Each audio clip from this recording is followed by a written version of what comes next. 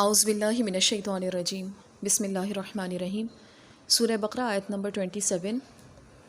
الذین ینقضون عہد اللہ من بعد میثاقہ ویقطعون ما امر اللہ بہ ان یوصل ویفسدون فی الارض اولئک ھم الخاسرون۔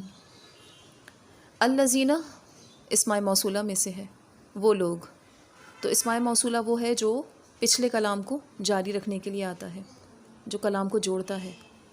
تو پیچھے کون سے لوگوں کی بات ہو رہی تھی؟ فاسقین کی بات ہو رہی تھی۔ اب اللہ تعالیٰ نے ان کا فسق اس آیت میں واضح کیا ہے۔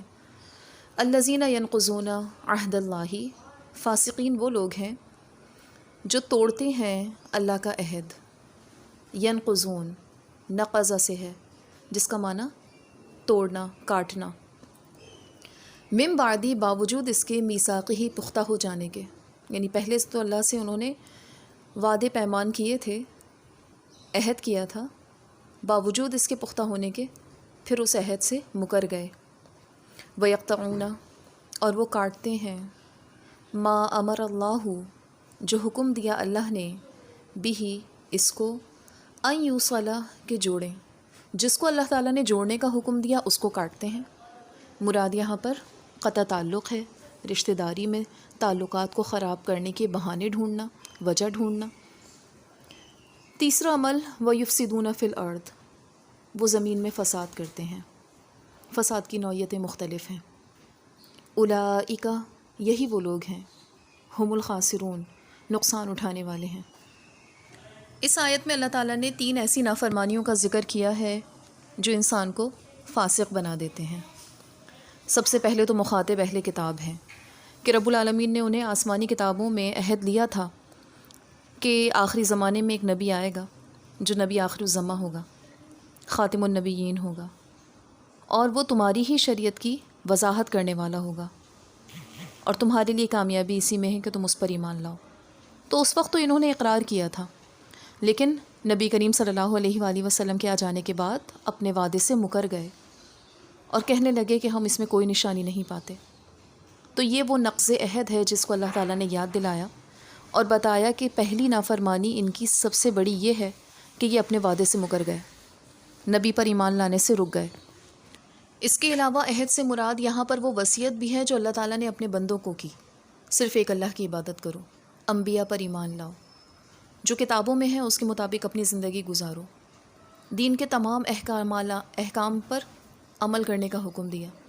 لیکن بندوں نے کیا کیا؟ تمام احکامات کو جانتے بوجھتے اس کی نافرمانیاں کی۔ انبیاء کی تصدیق کرنے کے باوجود انبیاء کی لائی ہوئی شریعت کو فراموش کر دیا۔ تو اس عہد کی طرف بھی اللہ تعالیٰ کا اشارہ ہے کہ دنیا میں آنے سے پہلے جو ہم نے تم سے عہد الست لیا تھا، وہاں تو تم سب نے اقرار کیا کہ ہاں تو ہی ہمارا رب ہے، لیکن دنیا میں آنے کے بعد اس عہد کو فراموش کر دیا۔ پھر اللہ تعالیٰ نے یہاں پر دوسری جو ان کی عادت بتائی وہ کیا ہے؟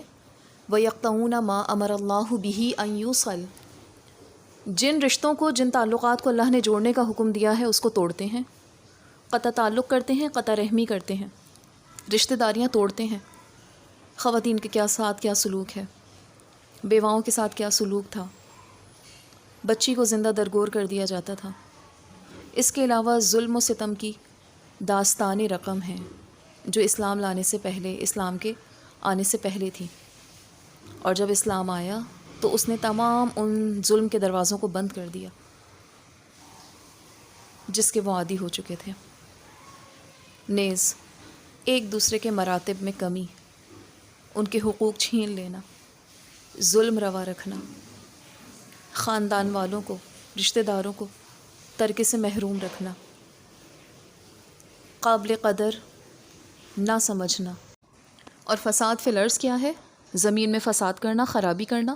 اب خواہ وہ لوگوں کے درمیان ہو یا زمین کی چیزوں کے درمیان، زمین میں مثلاً درخت نوچ دینا، پھولوں کو توڑ دینا، کچرا سامنے پھینک دینا، نکاسی کا صحیح انتظام نہ کروانا۔ اسی طرح لوگوں کے درمیان فساد ڈلوانا، آپس میں ان کو لڑوانا، ان کے دلوں میں بدگمانیاں پیدا کرنا، اور اپنے حقوق کی ادائیگی نہ کرنا، جہاں ذمہ داریاں پوری کرنی ہیں وہاں پہ جی چرانا۔ اس کے علاوہ جھوٹ بولنا، آپس کے معاملات ختم کروانا، خراب کروانا، یہ سارے فساد فی الارض ہیں اور اس کی نوعیت بہت وسیع ہے۔ ذرا سی لاپرواہی سے تعلقات خراب ہو جاتے ہیں، ذرا سی لاپرواہی سے کام خراب ہو جاتے ہیں اور فساد فی الارض ہوتا ہے۔ ہلکی سی معمولی سی کوتاہی سے خرابیاں ہوتی ہیں۔ تو یہ سارے کام اللہ تعالیٰ کس کو کہہ رہا ہے کہ یہ فاسقین ہیں، جو ایسا کرنے والے ہیں وہ نافرمان ہیں۔ اللہ تعالیٰ نے دنیا میں اس لیے انہیں نہیں بھیجا، بلکہ دنیا میں تو خیر بانٹنے، خیر اپنانے بھیجا ہے، دنیا کو آباد کرنے بھیجا ہے۔ یہ سارے کام تو شیطان کے ہیں۔ اس نے جنت سے نکلوایا تھا، اس نے فساد کروایا تھا۔ جو انسان کا مقام بنا تھا جنت، وہاں پہ رہنے نہیں دیا تھا، تو پہلا فساد اس نے کیا تھا۔ تو ہم بھی اگر انسانوں کے لیے اس دنیا کو اتنا مشکل جگہ بنا دیں تو پھر کیا فرق رہ گیا؟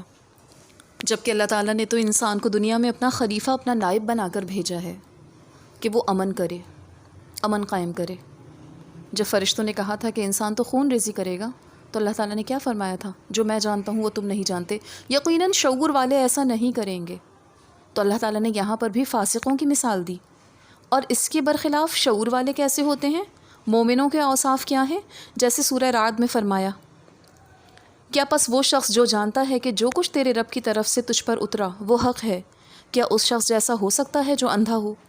نصیحت تو صرف عقل مند حاصل کرتے ہیں، جو اللہ کے وعدوں کو پورا کرتے ہیں اور میثاق نہیں توڑتے، اور اللہ تعالیٰ نے جن کاموں کے جوڑنے کا حکم دیا ہے انہیں جوڑتے ہیں، اپنے رب سے ڈرتے رہتے ہیں اور حساب کی برائی سے کانپتے رہتے ہیں۔ آگے چل کر فرمایا، جو لوگ اللہ کے عہد کو اس کی مضبوطی کے بعد توڑ دیں اور جس چیز کے ملانے کا اللہ نے حکم دیا ہو اسے نہ ملائیں اور زمین میں فساد پھیلائیں، ان کے لیے لعنتیں ہیں اور ان کے لیے جہنم کا برا گھر ہے۔ ابو العالیہ فرماتے ہیں، عہد ربانی کو توڑنا منافقوں کا کام ہے، جن میں یہ 6 خصلتیں ہوتی ہیں۔ بات کرنے میں جھوٹ بولتے ہیں، وعدہ خلافی کرتے ہیں، امانت میں خیانت کرتے ہیں، اللہ کے عہد کو مضبوطی کے بعد توڑ دیتے ہیں، اللہ تعالیٰ نے جن رشتوں کے ملانے کا حکم دیا ہے انہیں نہیں ملاتے، زمین میں فساد پھیلاتے ہیں۔ یہ 6 خصلتیں اس وقت ظاہر ہوتی ہیں جب کہ ان کا غلبہ ہو، اور جو وہ مغلوب ہوتے ہیں تو 3 اگلے کام کرتے ہیں۔ صدی رحمہ اللہ فرماتے ہیں، قرآن کے احکام کو پڑھنا، جاننا، سچ کہنا، پھر نہ ماننا بھی عہد کو توڑنا ہے۔ اللہ تعالیٰ نے جن کاموں کے جوڑنے کا حکم دیا ہے ان سے مراد صلہ رحمی کرنا، قرابت کے حقوق ادا کرنا وغیرہ ہے۔ جیسے اور جگہ قرآن میں ہے، فَهَلْ عَسَيْتُمْ إِن تَوَلَّيْتُمْ أَن تُفْسِدُوا فِي الْأَرْضِ وَتُقَطِّعُوا أَرْحَامَكُمْ، قریب ہے کہ تم اگر لوٹو تو زمین میں فساد کرو اور رشتے ناطے توڑو۔ یہ بھی کہا گیا ہے کہ یہ عام آیت ہے، یعنی جسے ملانے اور ادا کرنے کا حکم دیا تھا انہوں نے اسے توڑ ڈالا اور اللہ کی حکم عدولی کی۔ خاسرون سے مراد آخرت میں نقصان اٹھانے والے ہیں۔ جیسے فرمان باری تعالیٰ ہے، اولئک لہم لعنت ولہم سوء الدار، ان لوگوں کے لیے لعنت ہے اور ان کے لیے برا گھر ہے۔ حضرت ابن عباس فرماتے ہیں، اہل اسلام کے سوا جہاں دوسروں کے لیے یہ لفظ آیا ہے وہاں مراد گناہ گار ہیں۔ خاسرون جمع ہے خاسر کی، کیونکہ ان لوگوں نے نفسانی خواہشوں اور دنیاوی لذتوں میں پڑ کر رحمت الہی سے علیحدگی اختیار کر لی، اس لیے انہیں نقصان یافتہ کہا گیا۔ جیسے وہ شخص جسے اپنی تجارت میں گھاٹا اٹھانا پڑے، اسی طرح یہ کافر و منافق ہیں، یعنی قیامت والے دن جب رحم و کرم کی بہت ہی حاجت ہوگی، اس دن یہ رحمت الہی سے محروم رہ جائیں گے، خاسرین رہیں گے، نامراد رہیں گے، اللہ کی رحمت سے مایوس رہیں گے، اللہ کی رحمت سے خسارے میں رہیں گے۔ وآخر دعوانا ان الحمد للہ رب العالمین۔